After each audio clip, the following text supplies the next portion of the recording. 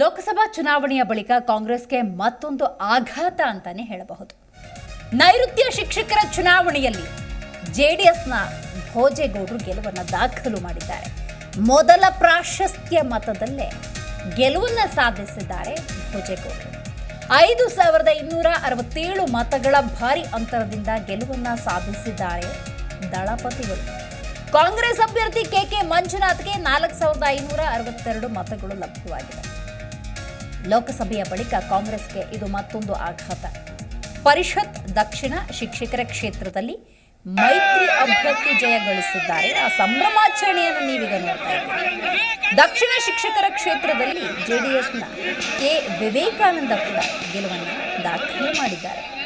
ಕೈ ಅಭ್ಯರ್ಥಿ ಮರಿತಿಬ್ಬೇಗೌಡ ಗೆಲುವಿನ ಓಟಕ್ಕೆ ಬ್ರೇಕ್ ಬಿದ್ದಿದೆ. ಸತತ 4 ಬಾರಿ ಜೆಡಿಎಸ್ನಿಂದ ಗೆದ್ದು ಬೀಗಿದ್ರು ಮರಿತಿಬ್ಬೇಗೌಡರು.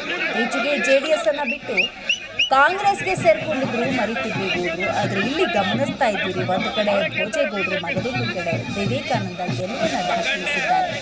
ಗೆಲುವಿನ ನಾಗಾಲೋಟದಲ್ಲಿದ್ದಂಥ ಕರ್ನಾಟಕದಲ್ಲಿ ಕಾಂಗ್ರೆಸ್ಗೆ ಲೋಕಸಭಾ ಚುನಾವಣೆಯ ನಂತರ ಮತ್ತೊಂದು ಆಘಾತ.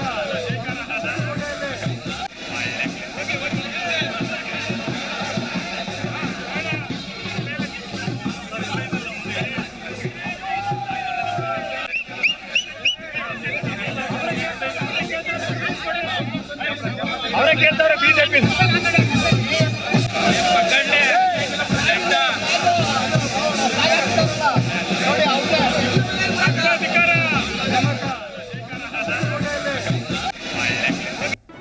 ಜಿ ಕನ್ನಡ ನ್ಯೂಸ್ ಈಗ ನಿಮ್ಮ ಮನೆಯಲ್ಲೇ ನೋಡಿ.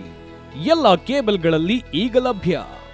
ಸನ್ direct 292, Jio TV 1334, U digital 162, city cable 51, GTPL 17, Abhishek cables 821, rock line telecommunication 51, Shri Basaveshwara number 60, Vinayaka digital number 53, in digital number 896ರಲ್ಲಿ ನಿಮ್ಮಿಸ್ತದ ಜಿ ಕನ್ನಡ ನ್ಯೂಸ್ ನೋಡಿ ಆನಂದಿಸಿ.